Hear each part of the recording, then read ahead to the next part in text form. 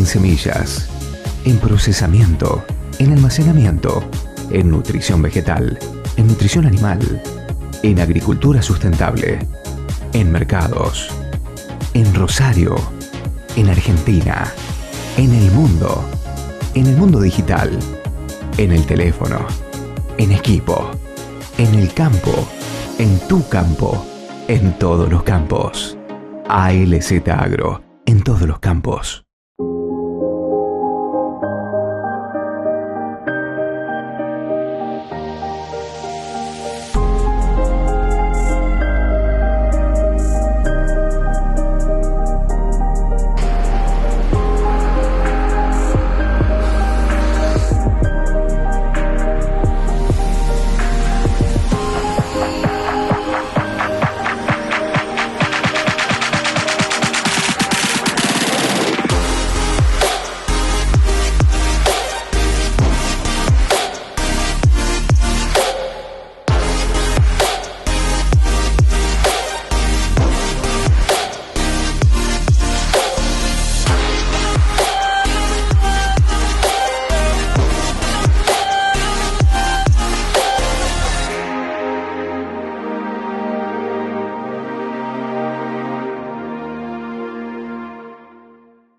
Somos una única Bunge, una empresa de agronegocios presente en más de 40 países.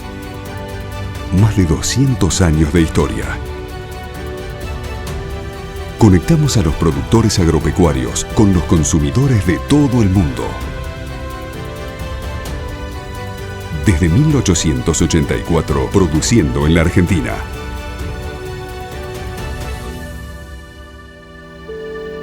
Bunge.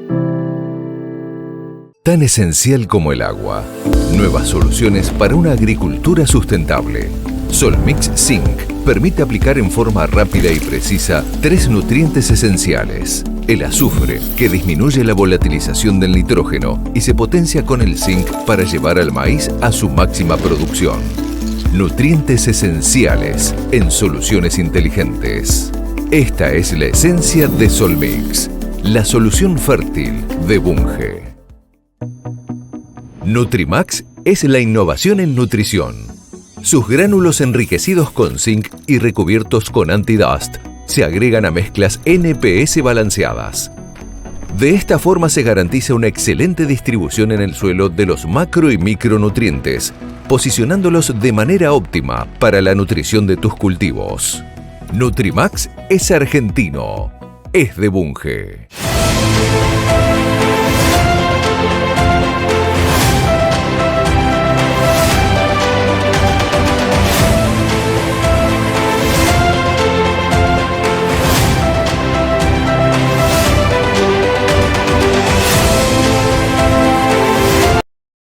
Bueno, buenas tardes.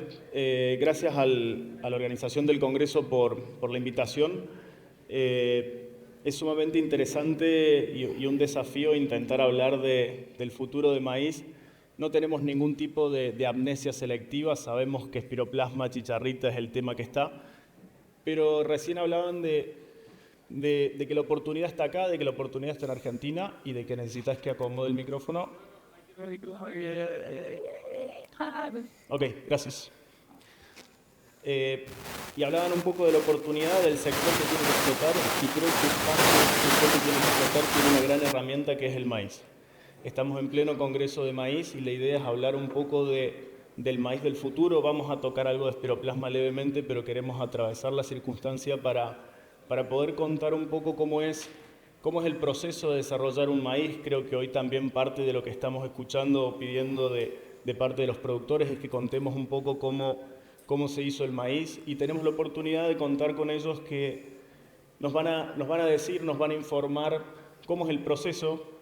Tenemos prácticamente acá adelante en el escenario el maíz de los próximos 10 años, quizás de los 20 años, en distintas etapas y creo que eso es un poco lo que veníamos a contarles y a exponer de alguna forma bastante breve, porque la realidad es que la charla puede ser sumamente larga con ellos sin ningún tipo de dramas. Y antes de empezar a hablar un poco del maíz del futuro, quería hacer un repaso sobre cómo era el maíz cuando ustedes empezaron, cómo era el maíz del pasado, qué desafíos tenía y en qué quedó ese desafío. Quien quiera, cualquiera. Arranca si quieren. Yo iba a decir que soy el más viejo de todos y que cuando yo me ponga a hablar del maíz del pasado puede ser muchos años atrás, así que adelante, Fátima. Bien, yo soy más nueva en el mejoramiento genético, así que yo comencé primero trabajando en Balcarce, donde los problemas eran... donde los problemas más importantes eran enfermedades relativamente, podemos decir, simples, carbón, roya, y después con la aparición de la siembra de segunda, la empresa KWS decidió abrir un programa de mejoramiento en el norte de Argentina. Así que mi primera enfermedad fue empezar a trabajar fuertemente con tizón, que hasta ese momento era la enfermedad más importante de siembras tardías. Así que ese fue mi comienzo. Sí, está bien. Por ahí, para darle un poco de contexto, es decir, los objetivos de los programas de mejoramiento van evolucionando constantemente, pero en general se construye sobre lo construido, ¿no? Entonces, porque aparezca una enfermedad nueva, no van a desaparecer los problemas que teníamos antes. Los programas de mejoramiento son a largo plazo, en general, aunque a partir de la nueva tecnología esos plazos son cada vez más cortos, pero la visión de los programas de mejoramiento, entiendo que en todas las empresas siempre es con una mirada a mediano y largo plazo, atendiendo los problemas de hoy, pero siempre atentos a lo que está pasando. En eso no hay cambios, y por ahí van a decir, bueno, es un poco aburrido hablar del futuro empezando a hablar del pasado, y que hay muchas cosas similares con el pasado, ¿no? Pero me parece que eso es fundamental. Tener los objetivos claros, estar atentos a las oportunidades y a los problemas que van surgiendo y con la luz larga, ¿no? Para intentar identificarlas lo antes posible. Pasa, y ha pasado en el pasado también, que una enfermedad irrumpe de golpe y entonces sorprende a todo el sector y nos sorprende también a los programas de mejoramiento, que somos los que de alguna manera tenemos que reaccionar muy rápido para intentar encontrar soluciones que no van a venir mañana, van a venir en un tiempo que va a variar mucho de acuerdo a la velocidad en la que los programas se estén trabajando. Pero bueno, ya ha pasado en el pasado. Para los que son más grandes se van a acordar de los finales de los 90 con el mal de Río Cuarto, que fue muy disruptivo. Me crucé por ahí con Hilario Banzini, no sé si está acá, es el productor que nos alquila el campo desde el año 80 a Decal, y en el que primero Decal, Monsanto Bayer estuvo haciendo mejoramiento. El mal de Río Cuarto fue un gran problema y fue disruptivo, igual que ahora lo es el espiroplasma, el achaparramiento, y los programas de mejoramiento supimos responder a eso con diferentes tiempos, con diferentes eficacias, etcétera. Pero hay cosas que se repiten. Me parece que lo importante es, de nuevo, tener la luz larga para identificar problemas pronto, y creo que también tenemos más herramientas para responder más rápido a esas cuestiones, ¿no? Perfecto. Perdón por lo largo. No hay problema. Martín, estuviste un poco trabajando cerca de breeding, trabajando con breeding, y hoy un poco más ligado, quizás más cerca del mercado. Bueno, también un poco tu mirada de cuál era ese desafío, cuál es el desafío en el que estamos ahora. Correcto. ¿Se me escucha? Creo que sí. No. Bueno, si por ahora va, cualquier cosa. Si no, ok. No, en lo personal coincido, por supuesto, con lo que han mencionado mis... Pasar el micrófono. Ahora, lo que quería mencionar, coincido con los colegas, particularmente si nosotros tomamos los últimos 10 años, y eso coincide, si se quiere, con la explosión del área y el crecimiento del maíz en la Argentina, fuertemente apalancado en un maíz tardío, ¿no? Entonces, probablemente, si bien tenemos tiempos de respuesta distintas, todas las empresas fuimos modernizando y tratando de dar soluciones a requerimientos que algunos eran comunes y otros fueron nuevos, y para alguna compañía más que otra pueden haber sido un desafío en términos de recambio de portafolio. Lo mismo también el tema de la necesidad de la incorporación de tecnología para darle sustentabilidad a ese sistema como una herramienta de control, sobre todo en aquellas regiones en las cuales son marginales y que tienen una mayor presión de plagas y de enfermedades, y eso empezó a demandar de forma ávida por parte de nuestros clientes soluciones a problemas crecientes, ya sea de maleza o de plagas, ¿no? Y por supuesto el mejoramiento ha evolucionado, y bueno, nosotros, común a todas las compañías, invertimos recursos en tratar de hacer más eficiente nuestro proceso de breeding, básicamente con la incorporación de múltiples tecnologías que nos permitan hacer ya sea un breeder más preciso, como así también acortar los tiempos para poder ofrecer soluciones a los clientes. Y en eso, ahora creo que el que no me escuchan es a mí. Muy bien, vamos a pasar entonces, es más fácil. En eso un poco, Marcelo, Fati, ¿cuánto ha cambiado el breeding en este tiempo? ¿Qué herramientas tienen ahora que son realmente novedosas? Y quizás arriesgarnos a ver qué herramientas o qué van a buscar en el futuro, cómo lo van a buscar. Bien, arranco como una introducción de que prácticamente hablando del maíz del futuro, en un programa de mejoramiento está dentro del ADN del programa pensar en el futuro. Porque vos estás desarrollando maíces, iniciás en tu tiempo cero, maíces que recién van a estar en el mercado en alrededor de 6 años. Entonces vos vas definiendo tus prioridades, cuáles son los atributos en los que haces foco, que primero son imprescindibles, y también en atributos secundarios que vas mejorando a la par que vas mejorando tus atributos primarios. Entonces, siempre creo que el mensaje de este año, sobre todo con Espiroplasma, es que prestar mucha atención también a esos atributos secundarios que hoy no eran un problema importante, quizás estaban solamente presentes en una región de todos los megaambientes donde están los programas de mejoramiento, pero que se pueden volver muy importante por las condiciones y los diferentes escenarios que hoy está afrontando el maíz. Como mencionaban, el maíz, un cultivo que cambió de ambiente, cambió de zonas, los estamos sembrando en zonas marginales, en planteos de siembra de segunda, y obviamente que esas condiciones hacen que aparezcan cosas nuevas y que muchas veces cosas que son secundarias, como decía, se conviertan en primarias. Creo que se escucha, ¿no? Sí. Sí, totalmente de acuerdo. Entiendo que hay mucha similitud en la estructura y en los objetivos de los programas de las empresas. Y si me dejan agregar algo es que aparecen herramientas nuevas y se suman a lo que ya se hacía. Tampoco es que se descarta totalmente la forma en que se trabajaba en los programas, ¿no? Me parece que la gran diferencia de los últimos 10 años es la capacidad de generar y evaluar información y asociar esa información, en general información fenotípica, a modelos de predicción genómica, que hoy lo que está son las herramientas más nuevas, digamos, que tenemos. Entonces, ¿seguimos haciendo ensayos de rendimiento? Sí. ¿Seguimos ampliando o buscando el área donde se hace mejoramiento para dar respuestas concretas en las zonas de producción de Argentina, tanto norte como templada? Sí, eso sigue igual.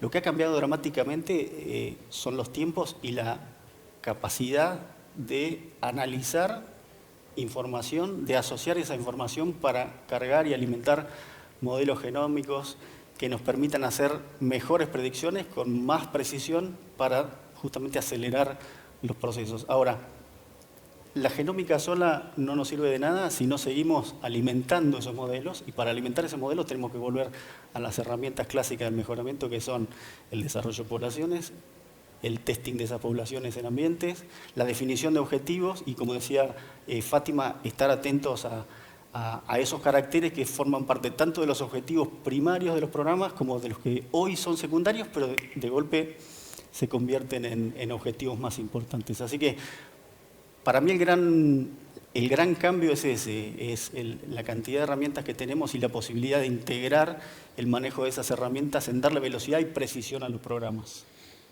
Martín, bueno,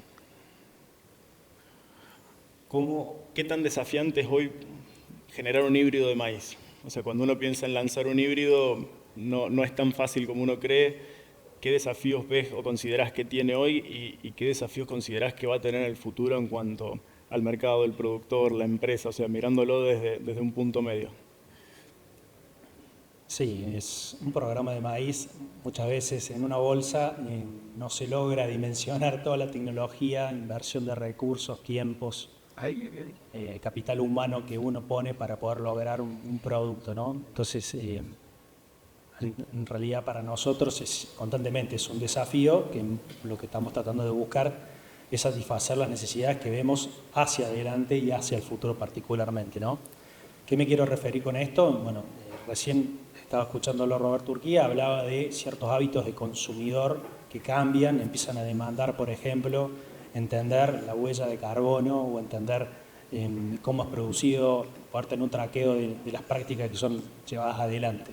Por lo tanto, nosotros en ese sentido estamos constantemente tratando de anticiparnos a esos requerimientos que pueden tener los productores más allá de los atributos primarios y secundarios que puede tener un producto, que bueno, por supuesto esto es una charla de mejoramiento, pero hoy entendemos que primero los ciclos son más cortos en términos de frecuencia de anomalías climáticas, venimos los últimos 4 años de 3 años línea, tenemos un contexto de país en el cual nos exige y nos interpela constantemente a buscar las eficiencias máximas. Y hoy, más allá del breeding y la opción tradicional, del mejoramiento, de tratar de dar el mejor producto, nosotros estamos tratando de apuntar a que el productor pueda, si quiere explorar o cerrar esas brechas de rendimiento mediante la aplicación de tecnología y un posicionamiento y una recomendación específica, adecuada, que te permita maximizar tu margen bruto. Entonces, más allá de eso, quiero reforzar en eso, nosotros pensamos y tratamos de impulsar constantemente herramientas y soluciones que puedan o acerquen, así se quiere, a los productores la posibilidad de cerrar. Entonces, lo que vemos es que hay una demanda genuina por recambios generacionales, por necesidades que son propias del contexto, que nos interpela a tratar de brindar soluciones más allá de las básicas que están por detrás de una bolsa de semilla, ¿no? Entonces, sí.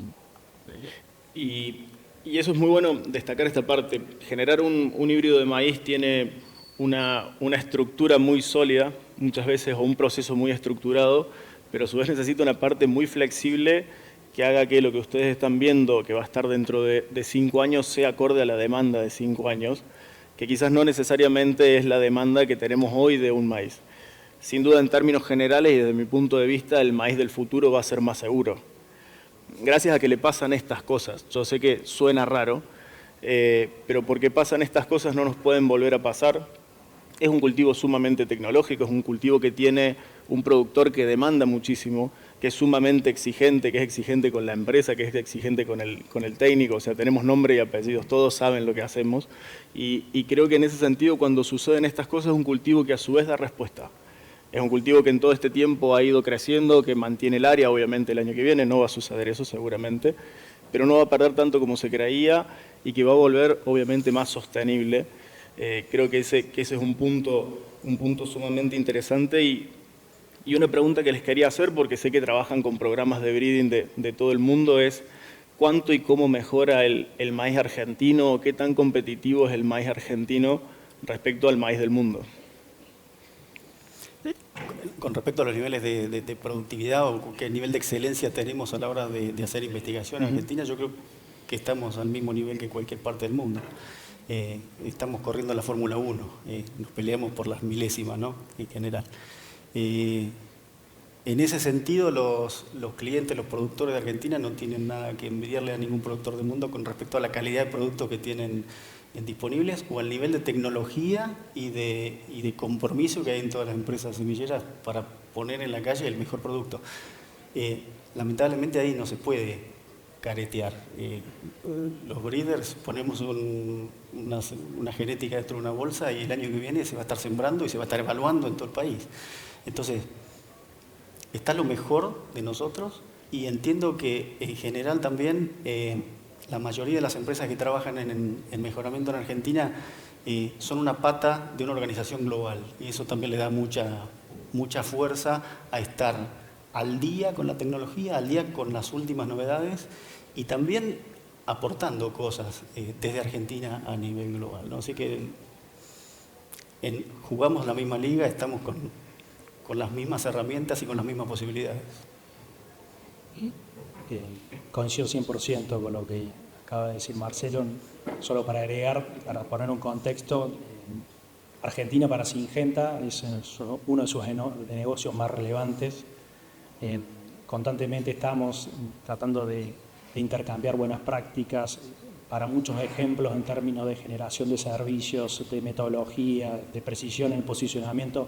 Somos referentes y me parece que el paralelismo más grande que se puede hacer, que me toca por mi responsabilidad también, es mirar el cultivo de la soja, ¿no? Si nosotros analizamos cuando tenemos un mercado claro, con empresas enfocadas en I+D, en inversión, en recursos, y acá hay mucha tecnología que no se ve, que va más allá de la genética, que es la tecnología del proceso. Se producen en toneladas de maíz internamente los semilleros. Tenemos una vasta experiencia y constantemente estamos tratando de buscar mejoras en los procesos. Bueno, eso conlleva a que la inversión que uno vea es el reflejo de la ganancia genética que hoy estamos teniendo, que está a niveles de otros países y en algunos casos es superior. Así que ese paralelismo lo podemos hacer con otros cultivos que no tienen un marco claro en cómo la inversión en la tecnología permite apalancar la potencialidad que tiene nuestro país y sobre todo las personas que trabajamos acá, ¿no? Sí, sumo algo como para ilustrar lo que es el breeding global, como para poner en tema. Básicamente intercambiamos, como decían, conocimientos, tecnologías con el resto del mundo y germoplasma. Entonces nosotros utilizamos genética de Francia, genética de Serbia, genética de Brasil, que dentro de la estrategia de mejoramiento introducimos ese material adentro de nuestra genética para lograr adaptación y de esa manera traernos los genes, las características, los atributos que nos interesan. Fati, aprovecho un espacio, no puedo esquivarle, soy profe de fito. Algo de chicharrita tenía que poner sí o sí, pero aguanté bastante, porque aguanté como 25 o 30 minutos. Fati, ¿qué aporta o cómo es la relación con Brasil hoy? ¿Qué aporta Argentina o qué podés aportar desde tu programa a Brasil o qué te aporta Brasil? ¿A vos cómo es ese diálogo después de haber pasado este evento? Pensando lógicamente en el maíz del futuro y lo que se puede aprovechar. Con Brasil trabajamos ya desde hace unos años como decía, en ese breeding global de intercambio de genética y también intercambio de conocimiento. Nosotros vamos a ver los ensayos a Brasil que tienen en los programas de Safra y Safrinia y los breeders de Brasil vienen a Argentina a ver nuestros materiales. En cuanto a espiroplasma, hace unos años en las visitas ellos nos decían, vemos mucha densidad, mucha población de chicharrita, está la enfermedad.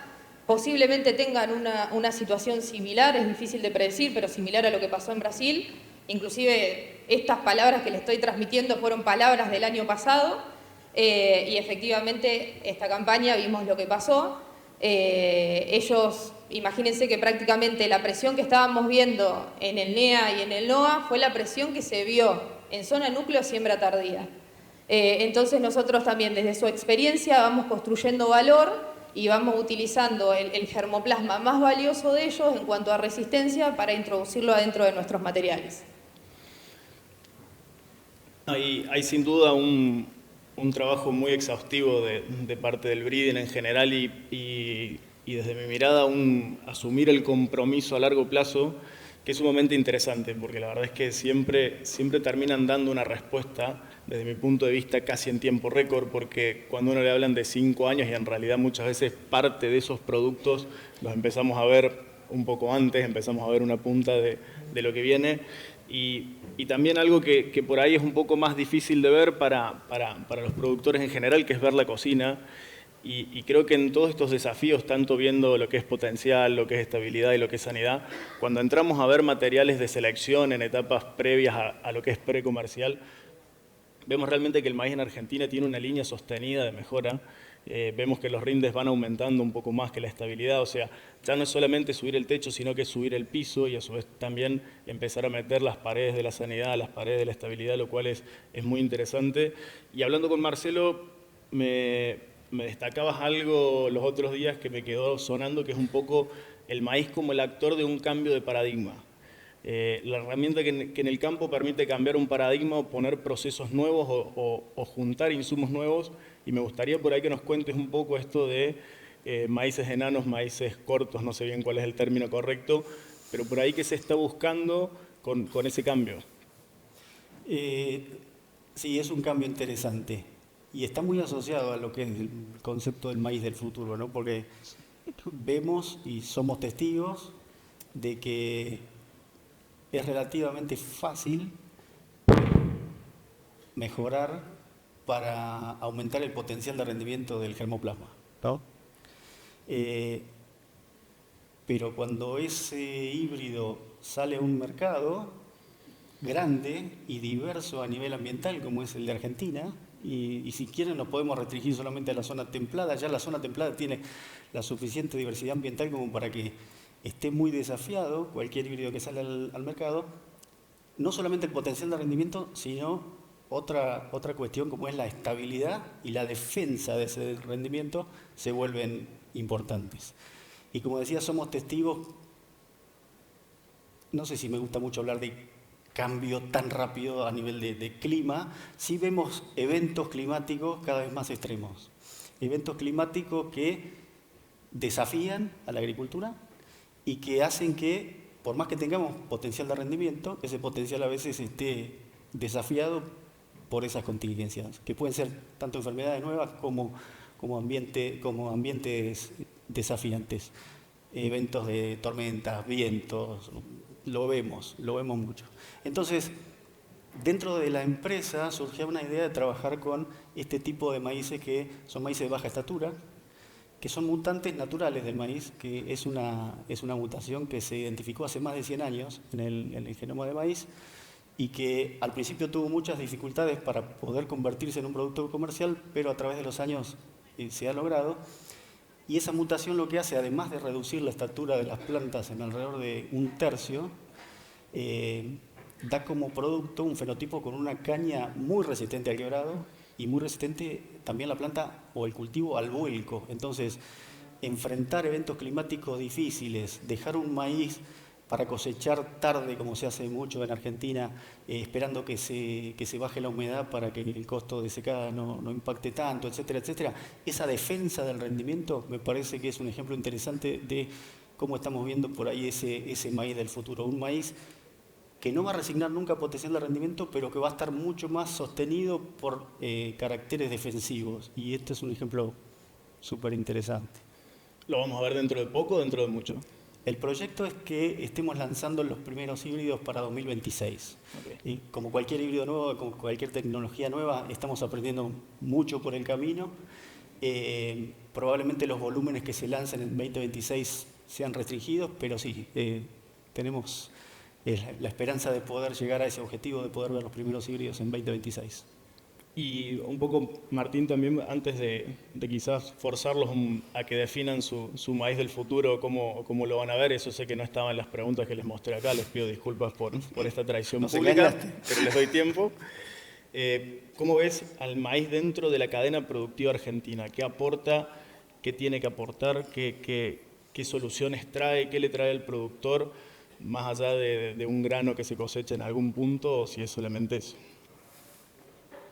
Yo diría que no trae el maíz a la Argentina, ¿no? Me parece que, más allá de que me toque dar una respuesta que está muy en línea de lo que es el motivo de este congreso, que es en definitiva el cultivo de maíz y la importancia que tiene en la cadena, nosotros como país tenemos claramente un desafío de transformación.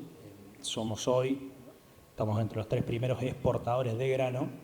A diferencia de nuestros otros 2 competidores, que son Brasil y Estados Unidos, tenemos un desafío de transformación. Maíz aporta desde lo social, en comparación a otros cultivos, la capacidad de generar empleo, de agregar valor, la capacidad que tiene en términos industriales. Se pueden obtener plástico, se puede obtener alcohol, se puede transformar en carne. O sea, en ese aspecto, los usos que tiene el cultivo es extremadamente amplio y bueno, tenemos una oportunidad por delante de tratar de avanzar sobre algunas de esas herramientas que nos ayuden a la transformación, ¿no?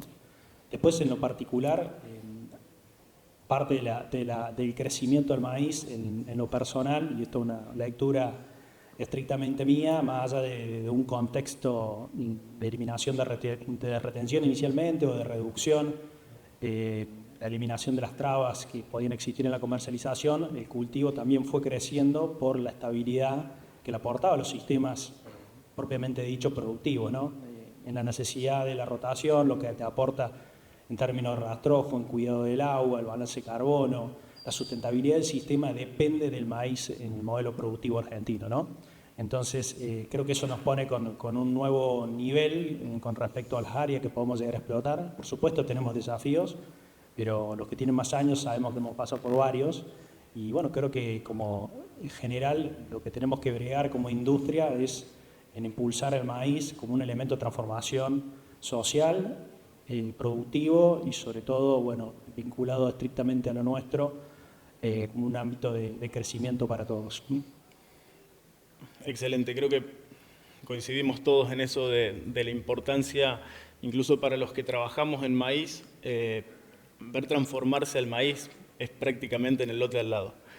Cuando vamos a ver, bueno, justo hay un maíz para silo que que se va a convertir en kilos de carne, que se va a convertir en litros de leche, no solamente te hace trabajar y mejorar un híbrido, mejorar una variedad, sino también pensar en que eso hoy es comida argentina, es comida cordobesa, santafesina, es realmente una herramienta que está dentro de nuestra sociedad. Creo que Fati o Marcelo, no me acuerdo cuál de los dos, me había dicho una frase que fue interesante, que es un cultivo milenario que está tomando desafíos actualmente y que planea crecer en el futuro. Y cuando uno piensa eso y un poco lo que decían recién de, bueno, qué desafíos tuvieron en el maíz cuando empezaron y hablaron de mal de Río Cuarto, y el maíz en la zona de Río Cuarto hoy está y está presente, y no es solamente un adorno, no es solamente un elemento más, sino que está por la estabilidad, o sea, aporta cosas al sistema, hay una industria alrededor de ese maíz.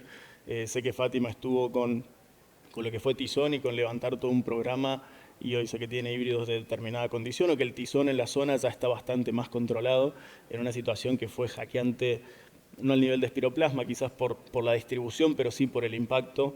Y también hablábamos un poco, bueno, de biotecnologías, de eventos, de protegerlo, de una vez que tenemos una genética que está acorde, empezar a protegerla y potenciarla. Y creo que ese camino no frena, obviamente toma un desafío nuevo, toma un traspié, pero sigue manteniendo el compromiso. Nadie planea bajar muchos kilos de rendimiento porque sea sano, sino que sabemos que una vez que sea sano va a tener que volver a rendir. Por eso, desde mi definición de cuál va a ser el maíz del futuro, creo que va a ser un maíz pleno. Para mí la palabra que más lo define es seguridad. Y esa seguridad no es solamente la seguridad de que no se enferme, sino que es la seguridad de que rinda, de que el productor le dé materia prima, obviamente acomode un poco más las cuentas, acomode el suelo, acomode la estabilidad. Creo que va un poco para ese lado. Y aprovecho los últimos 5 minutos para volver a acorralarlos sobre que se animen a definir un poco en base a lo que están haciendo, lo que quieren hacer del maíz del futuro. Pueden pasarse el micrófono y zafan también, ¿no? No, puedo romper el hielo, no tengo ningún problema. No le vamos a esquivar las balas. Muy bien. No, creo que es un poco el resumen a modo de lo que venías planteando, coincido 100%, parte de los desafíos que tenemos en la transformación. Y nosotros, como nos imaginamos el futuro, Marcelo abrió su conversación puntualmente mirando esto. Bueno, tenemos que atender el presente y tratar de anticiparnos a las problemáticas futuras. Todos nosotros teníamos esfuerzos en espiroplasma, quizás no en la dimensión que lo teníamos, pero era un atributo que sí teníamos identificado. Y así como fue espiroplasma, antes fue Río Cuarto, Tizón o Túrcico en el año 2008-2009. Por lo tanto, bueno, en términos internos, siempre estamos tratando de anticipar cuáles pueden ser los requisitos que puede demandar en términos de perfil de producto o dónde están las principales amenazas que puede llegar a tener. Y para eso tenemos un equipo internamente en Syngenta, que no debe ser muy distinto al resto de las empresas, multidisciplinario, que está mirando incluso evolución de malezas, evolución de plagas, qué es lo que se puede presentar en esta dinámica que, como bien dijeron pares de mis compañeros, la anomalía se da con mayor frecuencia, no sé si estamos ante un patrón que se va a repetir, pero eso nos interpela y nos exige. Y después internamente nosotros lo que estamos tratando de apuntalar es esto, es una ganancia genética empujada en reducción de tiempos de breeding por tener tecnologías más eficaces en los procesos per se de la genética.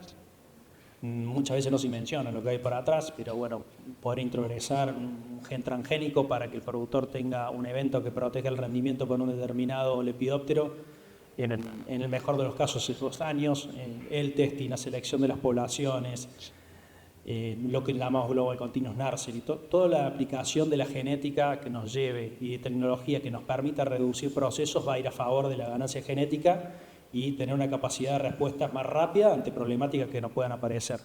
Y por otro lado, bueno, trabajando en la aplicación de servicios que permitan maximizar la experiencia del productor. O sea, hoy cada vez conocemos más los productos, no solamente los conocemos en términos de atributos de tipo fenotípicos, sino que tenemos caracterizaciones internamente en Syngenta de variables ecofisiológicas, interpretar las respuestas, la adaptación a los distintos ambientes, cómo vehiculizamos de una forma fácil, sencilla y al acceso a todos los productores va a permitir, bueno, la aplicación de la tecnología. Y para eso, toda esta tecnología está por detrás de una bolsa. No solamente la genética, sino que esos servicios van a ser, son demandados cada vez más.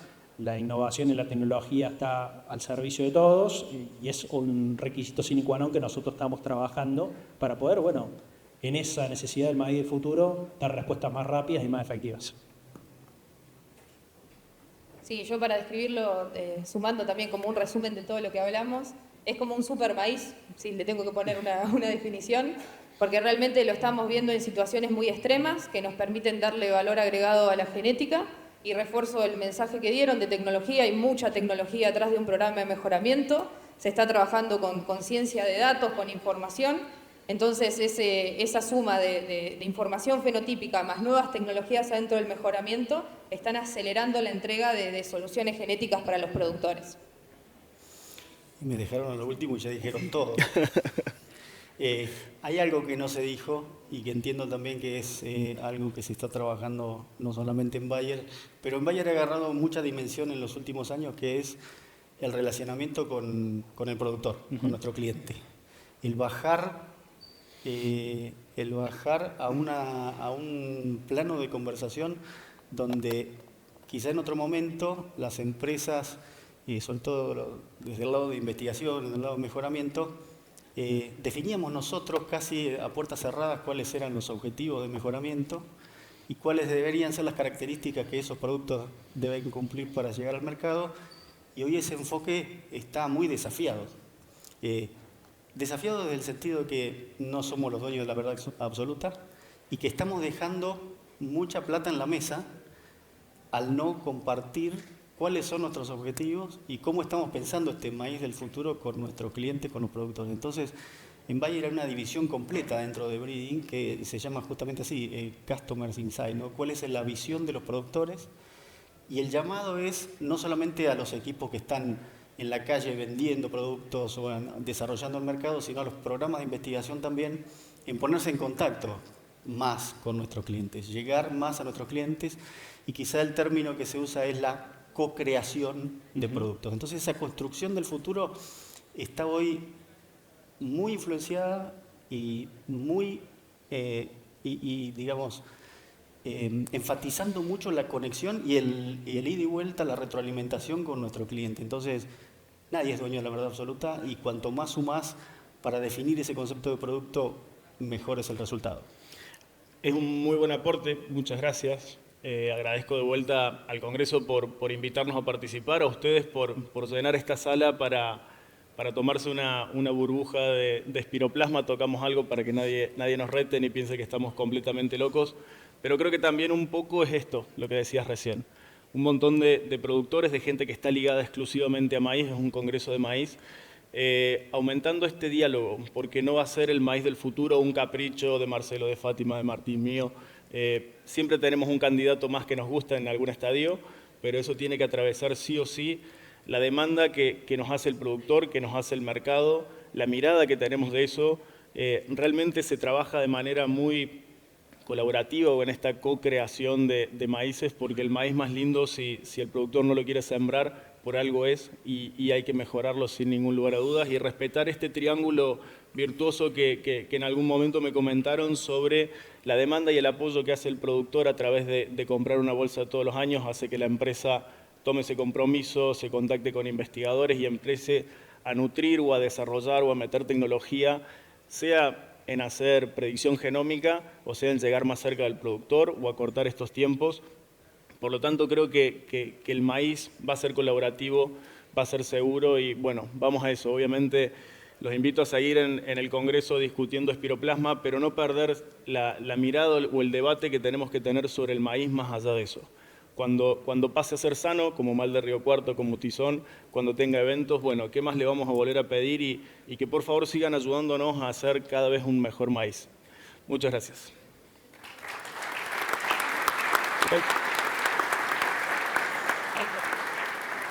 Nos acaban de regalar 5 minutos para 3, 4 preguntas, 2, 3. Así que si quieren levantan la mano, arriman un micrófono y aparece. Sí, por favor, digan para quién es la pregunta.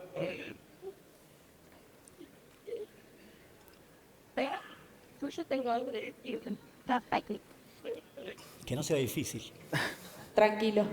No, cuando hablaban de cómo adelantarse, perdón, mi vocabulario, ¿no? Pero cómo pensar la genética y qué va a necesitar ese maíz de acá a 5 años y fortalecerlo y ser resilientes con las cosas que nos pasan.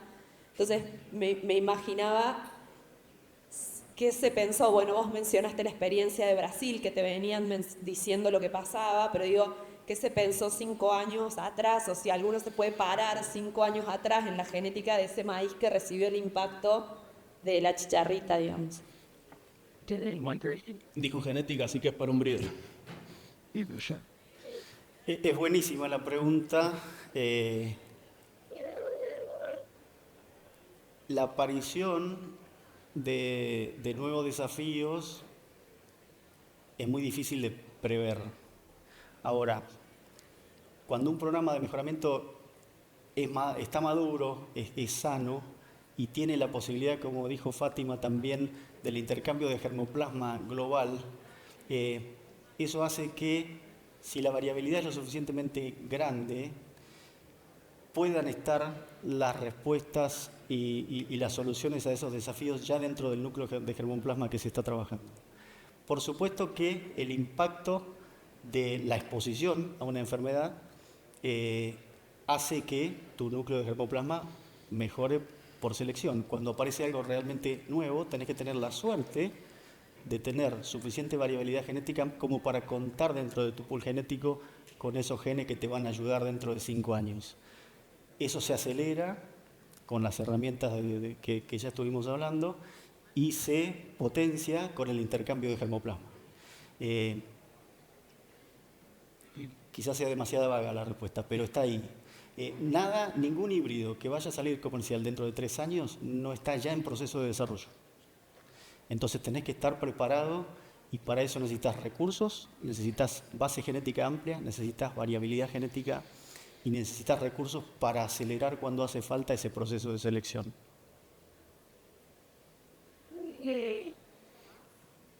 Y yo un poco para completar me paro del lado malo, del lado de las enfermedades.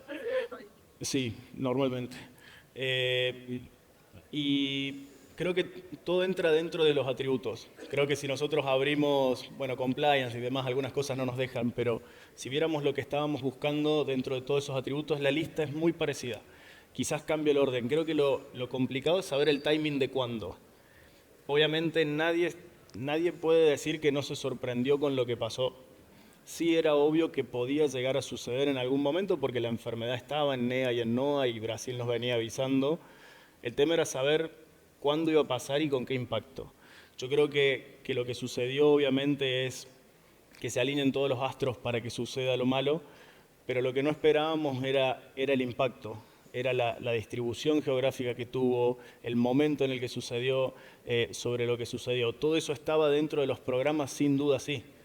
No debe haber ningún programa en Argentina que no haya tomado espiroplasma como algo en serio, que no esté tomando sarcóspora como algo que va a suceder, que no esté tomando como que quizás mancha blanca en algún momento. Lo que es muy difícil de saber es cuándo. Y obviamente cuando más o menos se ve que la tormenta viene y decís, bueno, será en 1 o 2 años, bueno, cuánto va a pegar también es muy difícil de saberlo. Creo que esa es la parte. Sí destaco que en el breeding o en la genética desde mi punto de vista es la responsable más del 50% de la solución de casi todo lo que le pasa al maíz, sea rendimiento, sea sanidad, o sea, es la encargada de poner el valor del maíz adelante. Obviamente no sabemos bien cuánto puede llegar a responder en todos los sitios con esa presión, pero sin duda ahí está la respuesta y ahí está la cintura que tiene una estructura que es muy grande, porque obviamente tenemos responsabilidad cuando sacamos un híbrido y es la pregunta que nos empiezan a hacer ahora. Bueno, ¿cuál es el híbrido de KWS? ¿Cuál es el de Syngenta, el de NK? ¿Cuál es el de Bayer? ¿Cuál es el de...? Bueno, obviamente hay que tener cuidado de qué va a pasar y en esto de vuelta vuelvo al diálogo con el productor y empezar a escucharlo y decirle, bueno, pero ¿a qué te querés enfrentar? O sea, ¿de qué estamos hablando? ¿Qué pones primero? Exacto. ¿Qué pones primero? ¿De dónde me estás hablando? ¿Me estás hablando de Jesús María o me estás hablando de Pergamino? Bueno, ¿qué esperás? ¿Cuánta obra social querés tener en este maíz? ¿Cuánto rinde querés ir a buscar? ¿Y qué estás haciendo para lograr eso? Creo que hoy también es válido empezar a tener ese diálogo un poco más completo. Sí, perdón. En esa línea, el último comentario, me parece que los invito a todos en esto que acabas de decir a tratar de hacer un análisis de la frecuencia o la probabilidad de recurrencia, ¿no? Yo sé que Spiroplasma llegó a Pergamino este año, no tengo ninguna duda, alguno lo pudo ver y demás. No dejemos de mirar cuáles son los principales problemas con los cuales nos vamos a enfrentar históricamente en esa campaña, porque por priorizar un atributo por encima de otro, descuidando lo que normalmente se expresa, como puede ser una rosa común, por ejemplo, o priorizar la adaptación a Spiroplasma descuidando el rinde, también conlleva a un error. Adecuar y tratar de mirar la prevalencia y la frecuencia de esos eventos es un clave para ponerle una prioridad a cada uno de estos atributos que van a, en definitiva, determinar la elección de un producto o no. ¿Sí? Bárbaro. Bueno, gracias. muy bien, muchísimas gracias. Los despedimos con un fuerte aplauso.